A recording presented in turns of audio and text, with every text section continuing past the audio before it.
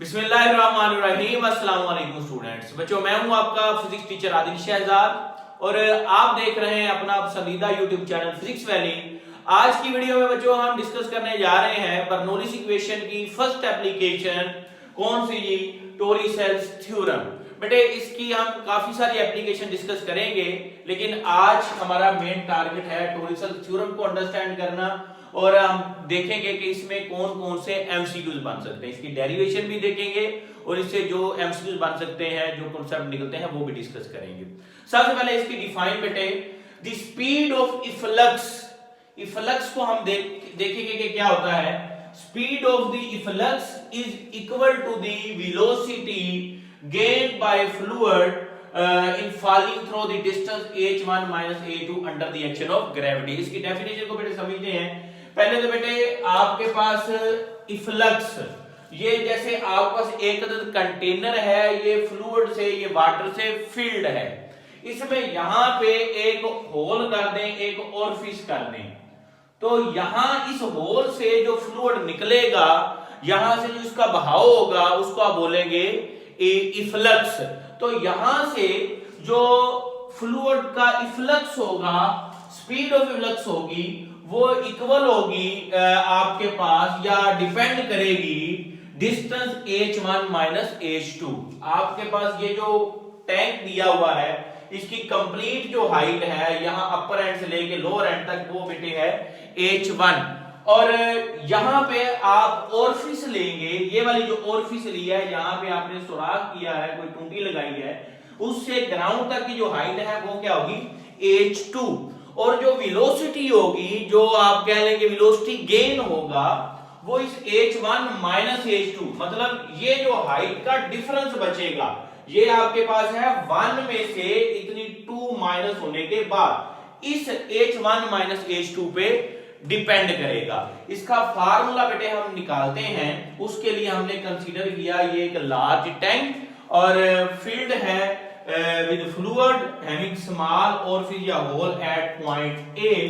इस पॉइंट को आप नाम दे दें ए का। अब बेटे ना यहां पे अपर एंड पे आपके पास इसका प्रेशर है P1 और जो फ्लूइड की वेलोसिटी है वो V1 है। इस एंड पे प्रेशर होगा P2 और इसकी वेलोसिटी क्या होगी या स्पीड क्या होगी V2। हम बेटे इस पे अप्लाई करेंगे बर्नौली इक्वेशन। अप्लाई, क्योंकि हम एप्लीकेशन कर रहे हैं उसकी, अप्लाइंग बर्नौलीज या according to Bernoulli's equation. Bernoulli equation बेटे आप सब लोग जानते हैं क्या होती है। P1 plus half rho V1 square plus rho GH1 is equal to P2 plus half rho V2 square plus rho GH2। अब बेटे यहां पे आपके पास जो P1 है ये एटमॉस्फेरिक प्रेशर है, P2 भी क्या है, एटमॉस्फेरिक प्रेशर। तो प्रेशर दोनों एंड्स पे, दोनों पे क्या है, बराबर है। P1 इक्वल टू P2, ये बेटे आपके पास है एटमॉस्फेरिक प्रेशर। तो बेटे जब ये बराबर है तो ये P1 और P2 एक दूसरे से क्या हो जाएंगे, कैंसल आउट हो जाएंगे। इनके कैंसल होने के बाद बेटे आपका ये बचेगा half rho V1 square plus rho GH1 is equal to, ये भी खत्म, half rho V2 square plus rho GH2। अब बेटे जरा गौर कीजिए, V1 यहां पे है अपर एंड पे और V2 यहां पे है। तो ये अकॉर्डिंग टू आप इक्वेशन ऑफ कंटिन्यूटी भी देखें तो जहां पे एरिया ज्यादा होगा वहां पे स्पीड क्या होगी, कम होगी। जहां पे एरिया कम होगा वहां पे स्पीड ज्यादा होगी। तो V1 की निस्बत V2 बहुत ज्यादा है, इसलिए हम क्या करेंगे, यहां पे आपके पास जो V1 है, V1 को अप्रोक्सीमेटली हम क्या पुट कर देंगे, 0।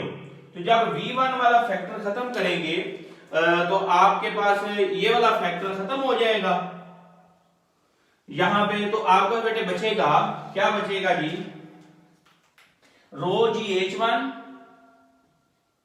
H1 is equal to half rho V two square plus rho G H आप कह लें जी 2।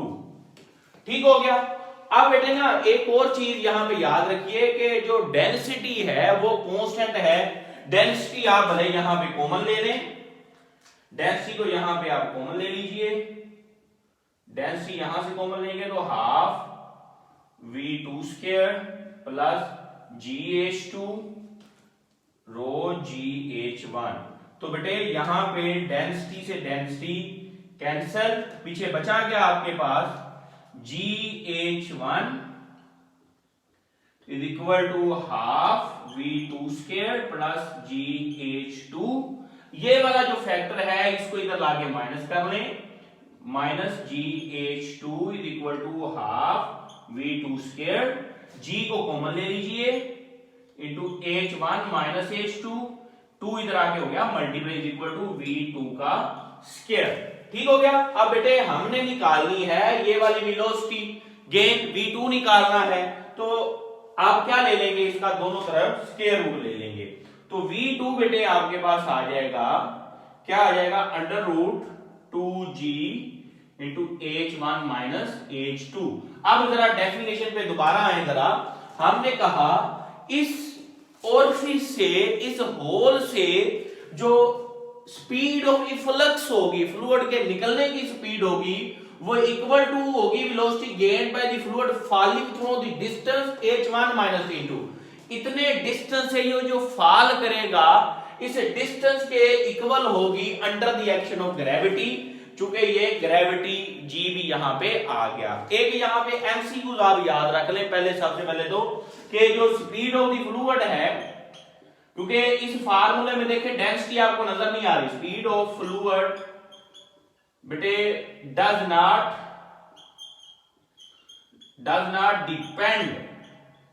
डिपेंड नहीं कर रही ऑन डेंसिटी ऑफ फ्लूइड की डेंसिटी पे बच्चों ये डिपेंड नहीं कर रही।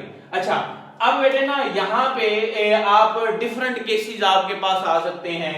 ये अभी आप ओरिफिस यहां पे, सपोज दैट ये यहां पे ना हो बल्कि मैं यहां पे होल क्रिएट कर दूं। अब बेटे ये यहां पे होल क्रिएट करूंगा मैं, तो अब आपके पास क्या होगा, h2 का फैक्टर यहां पे क्या हो जाएगा, h2 इज इक्वल टू 0 हो जाएगा।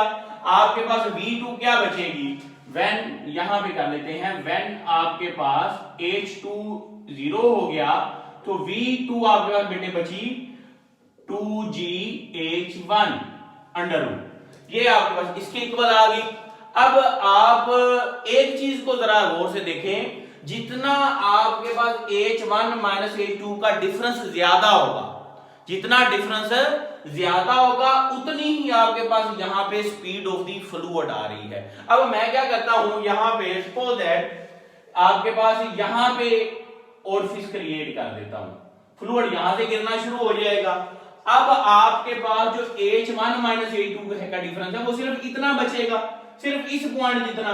अब ये फैक्टर तो बहुत कम है, जब ये बहुत कम होगा तो स्पीड ऑफ द फ्लूइड बच्चों जो आपके पास आएगी बहुत कम आएगी। आप इसको इस तरह से भी देख सकते हैं। आपने एक काम करना है, एक प्लास्टिक बोतल लेनी है, कोक की ले लें, पेप्सी की ले लें, 7 अप की ले, उसको 3 डिफरेंट पॉइंट्स पे आपने होल्स कर देने हैं, सुराख कर देने हैं। एक यहां पे कर लें, एक यहां पे, एक यहां पे। आपने नोट करना है, फिर देखना है कि किस सुराख से, किस होल से जो स्पीड ऑफ फ्लूइड है वो ज्यादा है।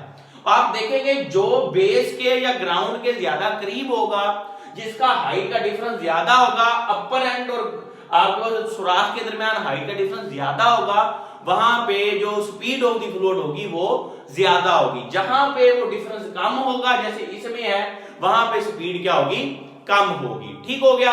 अब बेटे और इसी एप्लीकेशन के तहत हमारे जो घरों की टैंकियां होती हैं वो ऊंची रखी जाती हैं, और जब ऊंची रखी जाती हैं तो जब जो हमारा नल होता है या टूटी होती है वो नीचे होती है, तो जितने ज्यादा हाइट के डिफरेंस पे टूटी होगी उतनी ही ज्यादा जो फ्लूइड की या वाटर की स्पीड होगी उस टूटी के अंदर। ठीक है जी। अब बेटे ना यहाँ पे आखिरी पैराग्राफ में थोड़ी सी जो बात की गई है, ये एक थर्ड साइड वाली भी, कि जब आपके यहां से वाटर निकलता है तो ये एक थर्ड आप इस फोर्स दे दो, जैसे जैसे नीचे आपके पास फ्लूइड आ रहा होगा तो ये फ्लूइड के ऊपर जो लगने वाली फोर्स है वो इसको इधर को भी पुश कर रही होगी और वो ऊपर जा रहा होगा। और एक लास्ट बात मजीद जहां जो मैंने आपको ये की है कि जब आपके पास हाइट H20 होगी, बिल्कुल नीचे आपने सुराख कर दिया है, तो एक बाल को, एक गेंद या कोई एक पत्थर को भी आप फेंके ना तो उसकी भी जो थर्ड इक्वेशन ऑफ मोशन से आप वेलोसिटी निकालेंगे तो वो यही आएगी। तो ये बेटे आपके पास एमसीक्यूज हैं, यहाँ पे ये वाला एमसीक्यूज, ये वाला एमसीक्यूज, और ये शॉर्ट भी आ सकता है। होप सो आपको इसकी समझ आ गई होगी। नेक्स्ट में मिलते हैं हम इसकी नेक्स्ट एप्लीकेशन के साथ, जो कि आपके पास है relation between speed and pressure and speed of the fluid. तब तक के लिए अल्लाह हाफिज।